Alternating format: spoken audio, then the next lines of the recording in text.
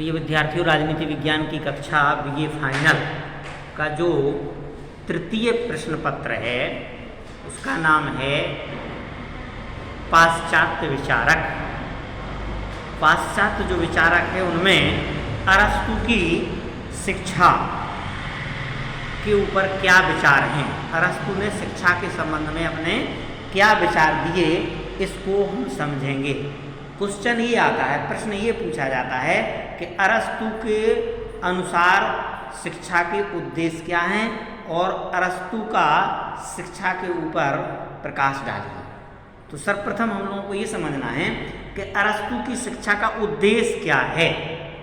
अरस्तु शिक्षा पर विशेष बल क्यों देता है?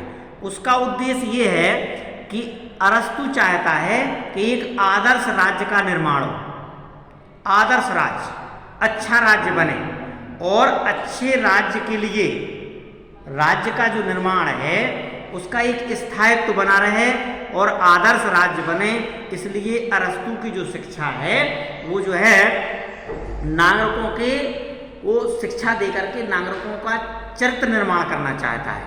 यानी नागरिकों को वो कैसे बनाना चाहता है? किसी राज्य के संविधान है जो, उस संविधान के अनुकूल कौन बने? नागरिक बने। और अरस्तु ने शिक्षा के क्षेत्र में बहुत बड़ा योगदान दिया और वो शिक्षा, अरस्तु की जो शिक्षा है वो राज्य के क्षेत्र में, शिक्षा राज्य के क्षेत्र में रखने के लिए प्रबल समर्थक है। और उसका उद्देश्य क्या है? शिक्षा का उद्देश्य अरस्तु के अनुसार, अरस्तु ये चाहता है कि शिक्षा द्वारा लोगों को सबसे पहले क्या किया जाए? शिक्षा देकर के प्रबुद्ध किया जाए, उसको योग्य बनाया जाए और योग्य बना करके वो जो है क्या करना चाहता है? वो जो है एक कुशल नागरिक बनाना चाहता है। किसका? अपने किसी भी राज्य का नागरिक योग्य और कुशल बने।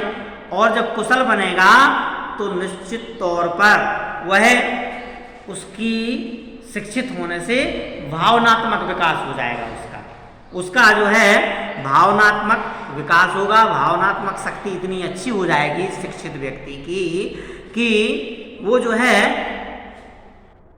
जागृत और एक बढ़िया नागरिक बनेगा। इसलिए भावनात्मक विकास को जागृत करके और वो एक उस नागरिक के अंदर बुद्धि और विवेक को विकसित करना चाहता है। बुद्धि और विवेक, बुद्धि और विवेक कैसे आएगा? जब व्यक्ति शिक्षित होगा, और जब शिक्षित व्यक्ति होगा तो वो देश का योग्य नागरिक बनेगा, अच्छा नागरिक बनेगा। यदि व्यक्ति का जो विवेक है, विवेक का जो पूर्ण विकास है वो यदि हो जाता है तो वो क्या होगा? जब व्यक्ति विवेकवान बनेगा तो उसके अंदर सद्गुण आएंगे, और जब सद्गुण आ जाएंगे तो व्यक्ति विवेक के आधार पर, सद्गुण आए उसके अंदर तो सद्गुणों के आधार पर जीवन में भी वो कुछ कर सकेगा, अपना विकास कर सकेगा, उसका जीवन भी शांतिमय होगा। और इस तरह से वह क्या चाहता है? वो चाहता है, अरस्तु क्या चाह रहा है? अरस्तु चाहता है सत्यम शिवम सुंदरम की साधना, सत्यम शिवम सुंदरम की साधना। तो उसका उद्देश्य क्या हो गया? उसने कहा कि अरस्तु ने कहा कि राज्य को यदि स्थायित्व में रखना है, राज्य को यदि राज्य का स्थायित्व चाहते हैं तो हमें क्या चाहिए? शिक्षित व्यक्ति चाहिए। तो इसलिए उसने शिक्षा पर महत्व दिया, है कि नहीं? जैसे आज वर्तमान में अपने यहाँ चुनाव होने जा रहे हैं, तो चुनाव आयोग का क्या उद्देश्य है? चुनाव ये क्या करना चाहता है चुनाव आयोग की जो है लोकतंत्र को सफल बनाने के लिए लोग अधिक से अधिकतम अपने मत का प्रयोग करें, मत डालें और अच्छे व्यक्ति का चयन करें। तो अच्छे व्यक्ति को चयन कौन करेगा? जो व्यक्ति शिक्षित है, जो जागरूक है, जिसके अंदर बुद्धि है, जिसके अंदर विवेक है, जो ये समझता है कि कौन व्यक्ति हमारे साथ अच्छा कर सकता है, कौन बुरा कर सकता है। तो ऐसे जातिगत नहीं होना चाहिए, ना ही जातिगत होना चाहिए, ना ही क्षेत्रवाद पर आधारित होना चाहिए। तो अरस्तु जो राजनीति विज्ञान का जनक है उसने बहुत पहले ये कह दिया, क्या कह दिया? कि शिक्षा जो है, शिक्षा का जो उद्देश्य है वो चरित्रवान नागरिकों को बनाना, अच्छे नागरिकों का निर्माण करना। तो ये कहता है, और इस प्रकार शिक्षा की जो अरस्तु के अनुसार शिक्षा के मूल सिद्धांत बताया उसने। शिक्षा के मूल सिद्धांत क्या हैं? उसने कहा कि 3 प्रकार के मूल सिद्धांत होते हैं अरस्तु के अनुसार। उसने कहा पहला है शिक्षा आदर्श नागरिक का प्रशिक्षण है। शिक्षा क्या है? आदर्श नागरिक का प्रशिक्षण। क्यों? राज्य के नागरिकों को वह इस प्रकार प्रशिक्षित करना चाहता है। कौन? अरस्तु, जो स्वयं राज्य को क्या करें? स्वयं राज्य को योग्यतम सदस्य बनकर स्वयं का और राज्य का विकास कर सके। समझ में आई क्या? कि शिक्षा का जो नागरिकों के लिए जो इस प्रकार की शिक्षा देना चाहता है अरस्तु, कि वो कहता है कि स्वयं को राज्य का एक योग्य व्यक्ति बना ले वो, और योग्यतम जब सदस्य बन जाएगा, योग्यतम नागरिक बन जाएगा, तो वो क्या करेगा? वो योग्य होकर के राज्य का भी विकास कर सकता है। ये उसका उद्देश्य है। दूसरा उसका उद्देश्य मतलब उसका क्या सिद्धांत है? पहला तो ये हो गया कि आदर्श नागरिक बनाना चाहता है वो। कैसे बनेगा? शिक्षा के माध्यम से। और दूसरा है शिक्षा राजनीति का एक अंग है या भाग है। शिक्षा राजनीति का एक अंग है। क्यों है राजनीति का एक अंग? शिक्षा जो है राजनीति का अंग इसलिए है कि राजनीतिक जो उद्देश्य की जो प्राप्ति अगर चाहते हैं, राजनीतिक जो उद्देश्य हैं उन तभी प्राप्त हो सकते हैं व्यक्ति को, जब व्यक्ति कैसा हो? राज्य का जो उद्देश्य है या राजनीतिक उद्देश्य की प्राप्ति तभी हो सकती है जब उस देश के नागरिक योग्य हों, उस देश के नागरिक शिक्षित हों, उस देश के नागरिक चरित्रवान हों, तभी वो देश क्या करेगा? वो जो है प्रगति करेगा, विकास करेगा। और इस तरह से चरित्रवान और नैतिक व्यक्ति जब होंगे तो उस देश का जो है विकास होगा।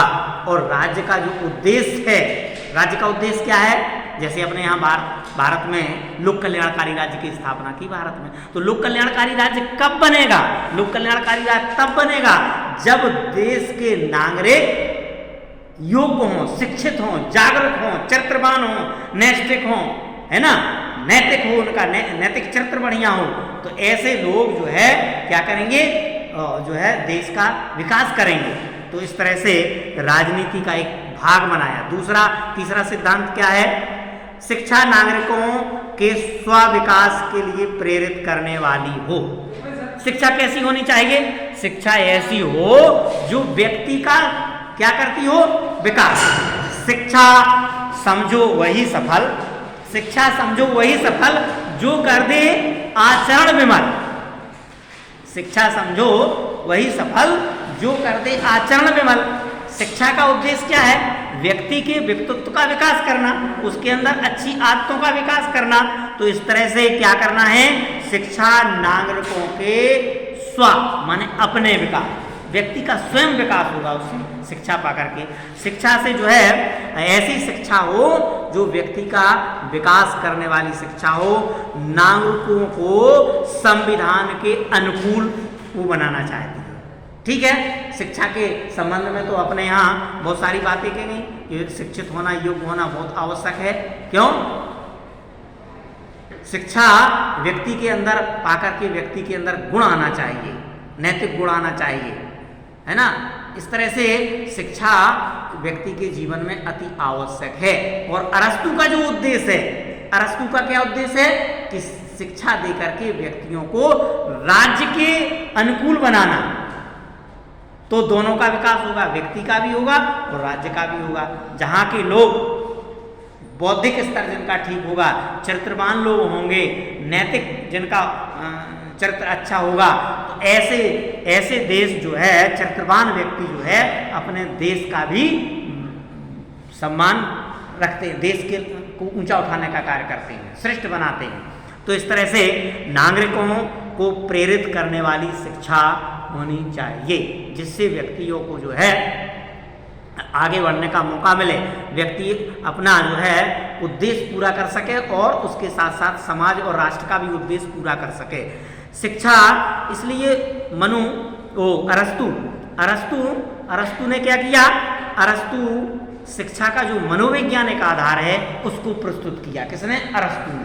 अरस्तु ने क्या किया? मनोवैज्ञानिक आधार प्रस्तुत किया। वो कहता है क्या कि अरस्तु शिक्षा के उद्देश्य को मनोवैज्ञानिक तरीके से अपने जो है व्यक्ति का सर्वांगीण विकास करना चाहता है अरस्तु, और मनोवैज्ञानिक दृष्टिकोण के आधार पर उसने शिक्षा का विश्लेषण किया। मनोवैज्ञानिक आधार पर उसने क्या किया, उसने सबसे पहला मनोवैज्ञानिक आधार दिया, क्या दिया कि प्रकृति यानी प्राकृतिक गुणों का जो सोपान है वो कैसा होना चाहिए। प्राकृतिक गुणों का सोपान, प्राकृतिक गुणों के अंतर्गत प्रकृति से यानी प्राकृतिक या कुछ वंश परंपरा की विशेषताओं की बहुलता रहती है किसके पास? व्यक्ति के पास। तो शिक्षा प्रणाली प्राकृतिक जो गुण हैं उन गुणों में शायद परिवर्तन ला सकती हो।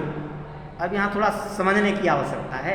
वो ये कह रहा है अरस्तु कि जो प्रकृति जन्य लोगों के अंदर आदतें होती हैं, पारिवारिक शिक्षाएं होती हैं, समाज उसकी जो है चली आ रही होती है वंश परंपरा के आधार पर। लेकिन अरस्तु क्या चाहता है? अरस्तु कहता है कि उस परंपरा को शिक्षा परिवर्तन ला सकती है।